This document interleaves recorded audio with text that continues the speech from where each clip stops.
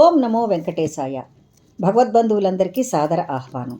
శ్రీ మహావిష్ణువు కలియుగాంతానికి ముందు పరిపూర్ణ అవతారమూర్తిగా ఈ భూమిపై మరల ఆవిర్భవిస్తాడు. దానికి కారణం ఏమిటి? ఇప్పుడు మనం కలియుగం ప్రథమ పాదంలో ఉన్నాం. కలి ప్రభావం వల్ల నానాటికి మానవులలో మార్పులు సంభవిస్తాయి. 4వ పాదం ప్రారంభం కాగానే మానవులు పూర్తిగా కలి ప్రభావానికి లోనై పాపభీతిని మరచిపోయి విశృంఖల జీవనానికి అలవాటు పడిపోతారు. సదాచార కుటుంబీకులు కూడా నిష్టకు నీళ్లు వదిలి దురాచారులైపోతారు. కలి స్వైర విహారం చేసి మానవులను తన ఆధీనంలోనికి తెచ్చుకుంటాడు. వాళ్ళు చేసే దుష్కర్మల వల్ల మానవుల ఆయుః ప్రమాణం బాగా తగ్గిపోతుంది. కలి చూపబడని ప్రదేశాలలో పుణ్యాత్ములు కూడా ఉంటారు, కానీ పాపులు మ్లేచ్ఛులు అధికంగా తయారై విర్రవీగుతుంటారు. మరణించిన వారిలో ఎక్కువ మంది పాపాత్ములే అయి ఉండి నరకానికి వెళుతుంటారు. నరకలోకం పాపులతో నిండిపోతుంది. నరకలోకములోని కర్మచారులకు నిలబడడానికి కూడా స్థలం కనిపించదు. పాపులను శిక్షించడం కూడా కష్టతరం అయిపోతుంది. వారందరూ యమధర్మరాజును ఆశ్రయించి తమ గోడును వెళ్ళబోసుకుంటారు. యమధర్మరాజు చిత్రగుప్తుడిని తీసుకొని బ్రహ్మ వద్దకు వెళ్ళి విషయాన్ని చెబితే బ్రహ్మ వీరిని మరికొందరు దేవతలను తీసుకొని శ్రీ మహావిష్ణువు వద్దకు వెళతాడు.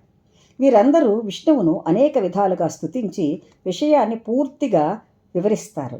అంత స్వామి లోక కళ్యాణం కోసం తాను భూమిపై అవతరించే సమయం ఆసన్నమైందని వారికి చెబుతాడు.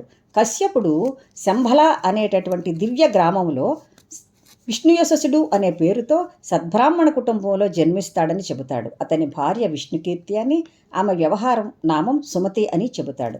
వారికి 4వ బిడ్డగా తాను జన్మించి మ్లేచ్ఛులను పాపులను వధించి ధర్మరక్షణ గావించి మరల భూమండలములో శాంతిని నెలకొల్పుతానని, ధర్మాన్ని సంస్థాపిస్తానని చెప్పి వారిని అక్కడ నుండి పంపించి వేస్తాడు. తరువాత స్వామి నిత్య అనపాయని అయిన లక్ష్మీదేవితో నీవు సింహళ దేశములో రాజకుమారిగా జన్మిస్తావని, సమయం వచ్చినప్పుడు భూదేవి గరుత్మంతుడు కూడా భూమిపైకి రాగలరని వారికి వివరిస్తాడు. కొంతకాలం తరువాత స్వామి భూమిపై అవతరించబోయే సమయం ఆసన్నమవుతుంది. సుమతి గర్భం దాల్చుతుంది. వైశాఖ శుక్ల ద్వాదశి నాడు స్వామి జన్మిస్తాడు. శ్రీ మహావిష్ణువు మరల పరిపూర్ణ మానవ అవతారం దాల్చడం చూసి దేవతలు పుష్పవర్షం కురిపిస్తాడు. నదులు, సముద్రాలు, పర్వతాలు, మునులు మొదలైన వారు తమ హర్షాన్ని ప్రకటిస్తారు. ప్రకృతి పులకించిపోతుంది. స్వామి జన్మించిన ప్రదేశానికి ఎందరో దేవతలు, పుణ్యాత్ములు వస్తారు. అమ్మవారి రూపమైన అంబిక బాలుని బొడ్డు కోస్తుంది. సావిత్రి బాలునికి గంగాజలంతో స్నానం చేయిస్తుంది. స్వామి చతుర్భుజాలతో జన్మిస్తాడు. తండ్రి విష్ణుయశసుడు దానిని చూచి ఆశ్చర్యచకితుడవుతాడు. పైనుండి అంతా గమనిస్తున్న బ్రహ్మ స్వామిని చూచి వెంటనే పవనుడు అనే దేవదూతను స్వామి వద్దకు పంపిస్తాడు. ఆ దేవదూత బ్రహ్మ చెప్పిన విషయాన్ని స్వామికి చెప్తాడు. స్వామి వెంటనే తన 2 భుజాలను ఉపసంహరించుకొని సాధారణ బాలుని వలె కనిపిస్తాడు. తండ్రి విష్ణుయశస్సుడికి విష్ణుమాయలో పడేస్తాడు. విష్ణుయశస్సుడు తానే భ్రమపడ్డానని అనుకుంటాడు. బాలునికి నామకరణం చేయించడానికి ఈయన వేదకోవిదులైన బ్రాహ్మణులను ఆహ్వానిస్తాడు. వారితో పాటు పరశురాముడు, కృపాచార్యుడు, అశ్వత్థామ, వ్యాసుడు భిక్షురూపాన్ని ధరించి బాలుని ఆశీర్వదించడానికి అక్కడికి వస్తారు. విష్ణుయశసుడు వారిని యథోచితంగా పూజిస్తాడు. ఎన్ని సంవత్సరాలు మీ రాకకై ఎదురు చూస్తామో స్వామి, ఈనాటికి మా కోరిక నెరవేరిందని బాలుని రూపంలో ఉన్న స్వామితో వారు మాట్లాడి పరమానంద భరితులవుతారు. స్వామికి కల్కి అని వారే నామకరణం చేస్తారు. కల్కము అంటే పాపము అని అర్థం. పాపాలను తొలగించడానికి పుట్టిన స్వామి కాబట్టి స్వామికి వారు ఆ పేరును పెడతారు. బాలుడు దినదినము పెరిగి ఉపనయన వయస్సు పొందుతాడు. తండ్రి కల్కితో ఉపనయనం చేస్తానని అంటాడు. స్వామి విష్ణుమాయను తనకు తానే ప్రేరేపించుకొని తాను పరమాత్మ అనే విషయాన్ని పూర్తిగా మరచిపోయి సాధారణ బాలుని వలె ఉపనయనం అంటే ఏమిటి, అది ఎలా చేస్తారు, ఎందుకు చేస్తారు అని తండ్రిని ప్రశ్నించి సమాధానాన్ని కూడా పొందుతాడు. ఉపనయనం అయిన తర్వాత విష్ణుయశస్సుడు స్వామిని విద్యాభ్యాసం కోసం పంపిస్తాడు. శంబల గ్రామం పరమమైన దివ్యమైన గ్రామము.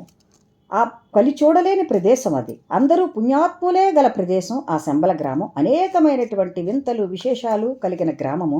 అది అందరికంట పడని గ్రామము. అది హిమాలయాలకు దగ్గరగా ఉండటం వల్ల గురువును గురుకులాన్ని వెతుక్కుంటూ స్వామి హిమాలయాల వైపు వెళతాడు. మహేంద్ర పర్వతం దగ్గర ఉన్న పరశురాముడు స్వామిని చేరుకొని, నేను ఎన్నో సంవత్సరాల నుండి మీకోసమే ఎదురుచూస్తున్నాను స్వామి, మీకు అన్ని విద్యలు నేర్పిస్తాను అని చెప్పి స్వామిని తీసుకొని వెళతాడు. స్వామి గురువుకు నమస్కరించి అనేక విద్యలు నేర్చుకోవడానికి సిద్ధంగా ఉంటాడు. స్వామికి గురువు వేదం, 64 కళలు, ధనుర్వేదాది విద్యలు మొదలైన వాటిని నేర్పిస్తాడు. సకల విద్యా పారంగతుడైన తరువాత స్వామి పరశురామునితో గురుదక్షిణ సమర్పిస్తానని, మీకు ఏమి కావాలో చెప్పండి అడుగుతాడు. అందుకు పరశురాముడు, స్వామి, మీరు మీ విష్ణుమాయను మీరే స్వీకరించి మీ జన్మ కారణాన్ని పూర్తిగా మర్చిపోయారు. కలి ప్రభావం పూర్తిగా భూమండలమంతా క్రమక్రమంగా వ్యాపిస్తోంది. పాపాలు విపరీతంగా పెరిగిపోతున్నాయి. భూదేవి ఈ పాప భారాన్ని మోయలేకపోతుంది స్వామి, కృంగిపోతుంది. పాప ప్రక్షాళన గావించి ధర్మ సంస్థాపన చేయడానికే మీరు ఈ అవతారాన్ని ధరించారు. పాపులను శిక్షించి ధర్మాన్ని నిలబెట్టడమే మీరు నాకు ఇచ్చే గురుదక్షిణని స్వామి అవతార రహస్యాన్ని అతనికి గుర్తు చేస్తాడు. మీరు పరమశివుని వలన అస్త్రాలు మొదలైన వాటిని పొందగలరు అని చెప్తాడు. స్వామి గురువుకు నమస్కరించి కర్తవ్యాన్ని గ్రహించి ఈ బృహత్ కార్యాన్ని నిర్వహించాలంటే శివానుగ్రహం తప్పక కావాలని అనుకుంటాడు. అంత శివుని కోసం ధ్యానం చేస్తాడు స్వామి. శివుడు ప్రత్యక్షమై, ఓ కల్కి, నీకు సమస్త కోరికలు తీర్చు గరుత్మంతుని అంశతో పుట్టిన గారుడము అనే అశ్వాన్ని, సర్వజ్ఞుడు అనేటటువంటి చిలుకను ఇస్తున్నాను. రత్నమయమైన పిడికిలి కలిగి పొడవైన, తేజోమయమైన, బరువైన దివ్య ఖడ్గాన్ని కూడా ఇస్తున్నాను, తీసుకో. ఇది ఎంతో భారంగా ఉంటుంది. ఈ భూమి పాపభారాన్ని, భూమి యొక్క భారాన్ని పూర్తిగా పోగొట్టగలదు అని చెప్తాడు. పరమేశ్వరునికి నమస్కరించి కల్కి గుర్రమ మీద శంభల గ్రామాన్ని చేరుకుంటాడు. తల్లిదండ్రులకు సోదరులకు నమస్కరించి జరిగిన సంగతులను వాళ్లకు చెప్తాడు. కల్కి సాధించిన విజయాన్ని చూసి శంభల గ్రామవాసులు పరమానంద భరితులవుతారు. కల్కి అన్నలు కవి, ప్రాజ్ఞ, సుమంత్రకులు. వీళ్ళు కల్కికి జ్యేష్ఠ సోదరులు. రాబోయే కాలంలో కల్కి ధర్మ సంస్థాపన చేసేటప్పుడు సోదరులతో కలిసి కార్యోన్ముఖుడవుతాడు. కల్కి యవ్వనవంతుడవుతాడు. అతని అందం అనన్య సామాన్యం. అతను జగన్మోహనాకారుడు. సుందర రూపం అతని సొంతం. స్వామి అందాన్ని మించిన అందం ఎక్కడైనా ఉంటుందా అసలు? అంత దివ్యమంగళ విగ్రహం స్వామిది. ఇక్కడ శ్రీ మహాలక్ష్మి సింహళ దేశంలో మహారాజుకు పుత్రిగా జన్మిస్తుంది. ఆమె పేరు పద్మావతి. బృహద్రథుడు కౌముది దంపతుల గారాల పట్టిగా పెరిగి యవ్వనవతి అవుతుంది.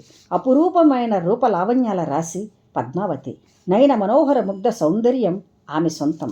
ఆమె బాల్యం నుండి శ్రీ మహావిష్ణువును పూజిస్తూ అతనిని భర్తగా పొందాలని భావిస్తూ అతని కోసం తెన్నులు చూస్తూ కాలం గడుపుతూ ఉంటుంది.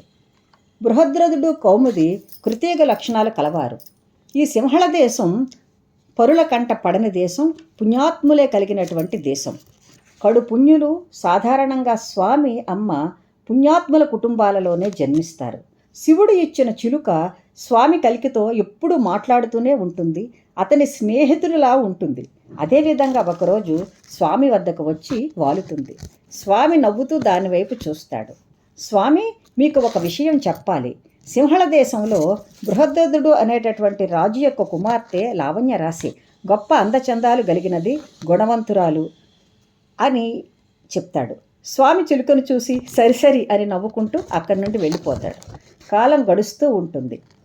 పద్మావతి విష్ణువే తన భర్తగా అనుకుని రాగలడని అనేక విధాలుగా అతని కోసం ఎదురుతెన్నులు చూస్తూ పూజిస్తూ ఉంటుంది. కానీ స్వామి రాడు. అతని రాకకై ఆమె ఎదురుతెన్నులు చూచి వేసారిపోతూ ఉంటుంది. కానీ స్వామి రాడు. ఆమె తల్లిదండ్రులు కూడా ఆమెను గమనిస్తూ స్వామి రాకకై వారు కూడా ఎదురు చూస్తుంటారు. స్వామి ఇదిగో వస్తాడు, అదిగో వస్తాడు అనుకుంటూ ఉంటారు. రోజులు గడిచిపోతూ ఉంటాయి. అయితే పద్మావతి అసమాన సౌందర్య రాశి కావడం వల్ల, రాజకుమారి కూడా కావడం వల్ల ఎవరైనా యువకులు ఆమెకు అనుకోకుండా ఎదురైతే వారు ఆమెను చూస్తుండిపోతారు. దానిని ఆమె భరించలేకపోతుంది. పరమాత్మ తప్ప ఎవ్వరూ తనను చూడడం ఆమె భరించలేదు. అంతగా పరమాత్మ కోసం ఎదురుతెన్నులు చూస్తూ ఉంటుంది పద్మావతి. అందువల్ల ఆమె ఒక నిర్ణయానికి వచ్చి పార్వతీ పరమేశ్వరులకే తపస్సు చేస్తుంది. పార్వతీ పరమేశ్వరులు ప్రత్యక్షమై ఆమెకు వరాన్ని ప్రసాదిస్తారు. నీ స్వామి త్వరలోనే వస్తాడమ్మా, నీవు చింతించుకో, అతను పుట్టే ఉన్నాడు, నీ బాధ మాకు అర్థమైంది. నిన్ను కాముక దృష్టితో చూసిన ఏ యువకుడైనా నీ వయస్సున్న అమ్మాయిలా మారిపోతాడు. కాబట్టి నువ్వు ఈ విషయంలో ఏమీ భయపడకు, స్వామి కోసం ఎదురుచూడు, బాధపడకమ్మా అని చెప్తారు. అంతేకాకుండా 16 పుష్పాల విశిష్టత్వాన్ని చెప్తారు. 16 పుష్పాలతో పూజిస్తే ఏ అమ్మాయికైనా తప్పకుండా వివాహం అవుతుంది. కాబట్టి నువ్వు కూడా స్వామిని అన్ని పుష్పాలు 16 తెచ్చుకొని ఆ స్వామిని పూజిస్తూ ఉండమ్మా, తప్పకుండా నీ కోరిక నెరవేరుతుంది, స్వామి నిన్ను చేరుకుంటాడు అని ఆమెను దీవించి అంతర్ధానమవుతారు. పద్మావతి పరమానంద భరితరాలవుతుంది. విషయం తెలుసుకుంటుంది. తప్పకుండా నేను 16 పుష్పాలతో పూజ చేస్తాను, నా స్వామి నా దగ్గరికి వస్తాడు అని మనస్సులో స్వామిని ఊహించుకుంటూ తన్మయత్వరాలవుతూ ఆనందపడుతూ ఉంటుంది. ఆమె పరమానందంతో తల్లిదండ్రుల దగ్గరికి పరుగున వెళ్ళి ఈ విషయం తెలియజేస్తుంది. పరమశివుడు ఈ విషయం చెప్పాడు, స్వామి తప్పకుండా నా దగ్గరికి వస్తాడంట, అనుగ్రహిస్తాడంట అని చెప్తూ 16 పుష్పాలతో పూజ చేయడానికే ఆమె వెళుతుంది. చెలికత్తలందరూ ఆవిడ కోసం 16 పుష్పాలను ఎన్నో రకాలు తెచ్చి పెడతారు. ఆవిడ నిత్యము ఈ 16 పుష్పాలతో స్వామిని పూజిస్తూనే ఉంటుంది. అందరూ సంతోషంగా స్వామి రాక కోసం ఎదురు చూస్తూ ఉంటారు. స్వామి ఇదిగో వస్తాడు, స్వామి అదిగో వస్తాడు, పోనీ ఈరోజు రాలేదా, అయితే రేపు వస్తాడు, ఇప్పుడు రాలేదా, పోనీలే అమ్మ కొంచెం ఎదురుతెన్నులు చూడాలి కదా, ఎదురు చూస్తేనే స్వామి కదా వస్తాడు అని అనుకుంటూనే ఉంటారు. కానీ స్వామి రాదు. రోజులు గడిచిపోతూనే ఉంటాయి కానీ స్వామి రాడు, అతని జాడ తెలియదు. పద్మావతి చింతిస్తూనే ఉంటుంది. ఆమె స్వామి రాకగా ఎదురుతెన్నులు చూస్తూనే ఉంటుంది. ఈలోపు ఎవరైనా పద్మావతికి ఎదురైతే పద్మావతి వయసున్న అమ్మాయిల్లా మారిపోతూ ఉంటారు అబ్బాయిలు. అది కూడా ఆమె బాధకు కారణమవుతుంది. మరి పద్మావతి కోరిక నెరవేరుతుందా? స్వామి వచ్చి ఆమెను కలుసుకుంటాడా? ఈ విషయాలన్నీ తరువాయి భాగంలో తెలుసుకుందాం. సర్వం శ్రీ వెంకటేశ్వర చరణార్పణమస్తు. స్వస్తి.